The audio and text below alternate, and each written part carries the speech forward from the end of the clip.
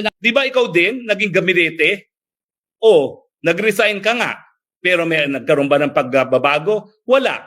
Ikaw ang dahilan kung bakit nagtaas ang presyo ng bigas nung ikaw ay kalihim ng Secretary ng Department of Agriculture.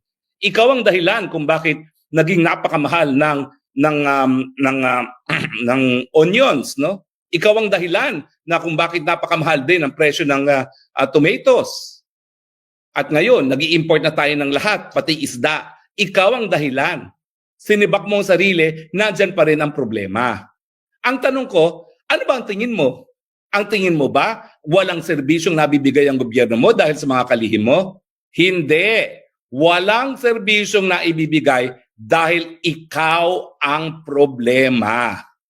Unang-una, sinungaling ka dahil ayaw mong sabihin ang katotohanan kung ikaw ay nasa tamang pag-iisip.